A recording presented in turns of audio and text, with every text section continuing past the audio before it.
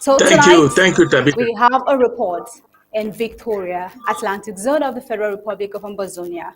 In Victoria, 5 men in Victoria, Atlantic Zone of the Federal Republic of Ambazonia connected with the murder of a popular Mai 2 residents are in colonial custody. On Thursday, May 8th, the four were apprehended and asked to reconstitute the murder of the victim. The initial incident involved Mr. Indiga, a Victoria resident and owner of a three-story building. The victim's site supervisor at one of his projects called him to discuss a potential land purchase in Bonjongo, where he owns a quarry. Upon arriving at the location, Indiga was attacked by 4 men. He was killed and buried at the scene.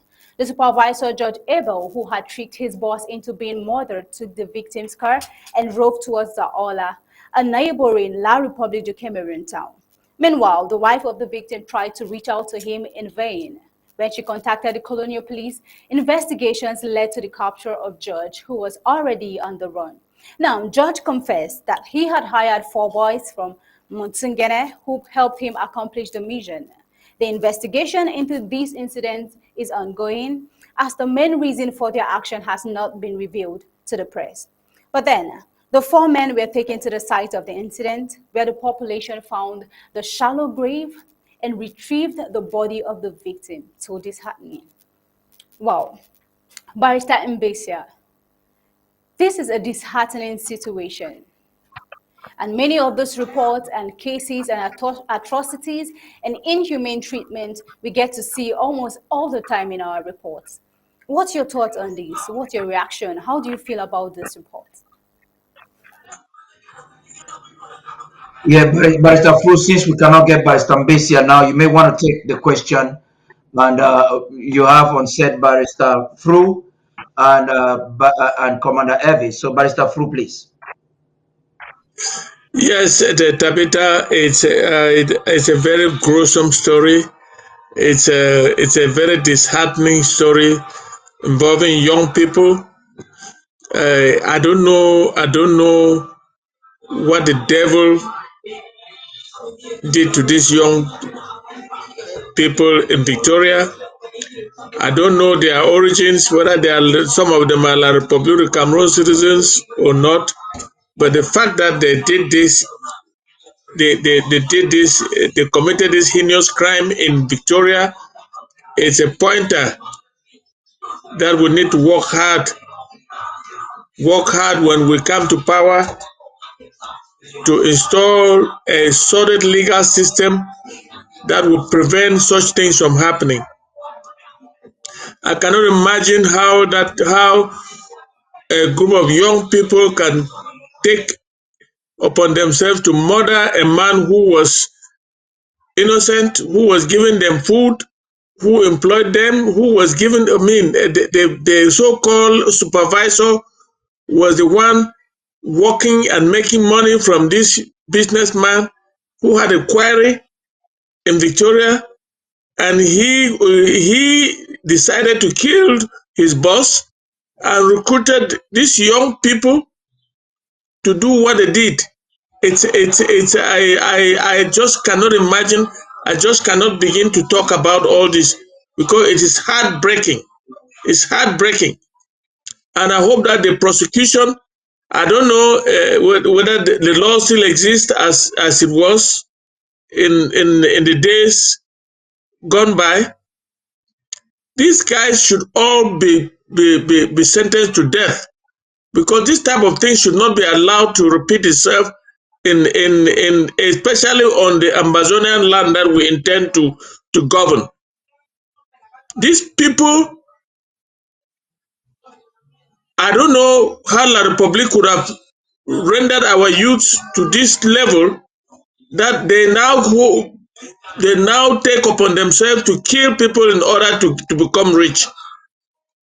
I mean, look at what has happened to a young man, a struggling young man who was not working for anybody, was a businessman, and I employed used to pay them, and this his supervisor went and did this against him and killed him. It's a story that none of us can even begin to talk about. It is very, very sad news for us. It is sad news for all Ambazonians. It is sad news for every human being living on earth that you will do this to a man who was responsible for putting bread on your table. You go and recruit people to come and kill him. God help him. Just like you stated, and having to know that you're a legal practitioner, do you think, although George has been apprehended, but do you think that justice will truly be served? I don't believe in La Republic justice system. The La Republic is still in control of our justice system. If it was purely the Southern Cameroon's court that I used to know, justice would be served. But I cannot believe that justice will be served now because La Republic is in charge of our justice system up to now that I'm speaking. And I see them. I don't see them getting the. I don't see justice being served for the death of this young man. Otherwise, these three or four boys there are four of them. The leader should be sentenced to death. They can be. His accomplices can get what you call life because you cannot take upon yourself to take the life of somebody just like that. Somebody who was very useful to you. Somebody who was useful to the community, somebody who invested in the community. He built a house in the community. He is part of the development of Victoria, and you take his life in that manner. I don't know whether justice will be served, Tabitha, because I don't trust the La Republic justice system, even though it will be under the common law. But the people who are judging, you will find out that some of the prosecutors are La Republic citizens. I don't know who is going to handle this matter. I don't know which judge is going to handle this matter because this matter cannot, it should be handled with all the seriousness that it deserves. But can I have confidence in that? No. I have practiced out there. I practiced from Victoria, Boya, Muyuka, Mondemba, Kumba, and I know right up to Mafe, High Court Assizes. Even in Bamenda, I have practiced. But I'm making this. I am calling on the judicial authorities in Victoria, that is Boya High Court, to make sure that this case is handled with all the legal care that it deserves.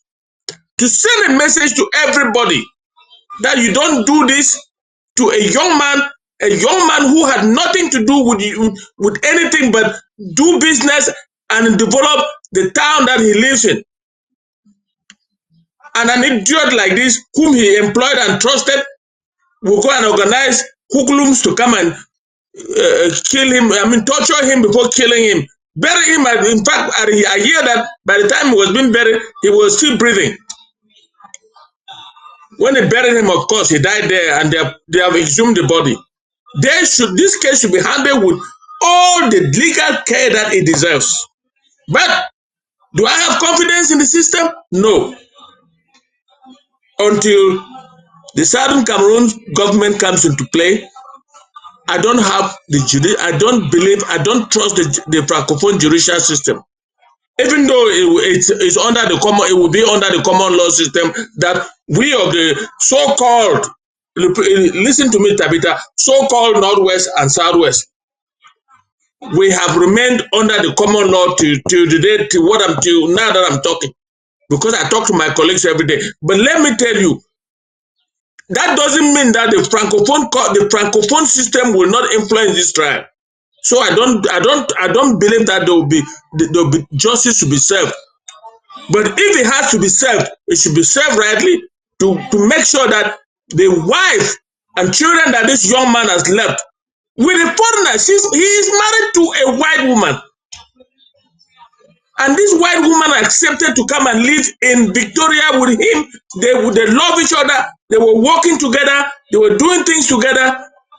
And this idiot went and organized people to come and to take his life. It's unfortunate. It's unfortunate.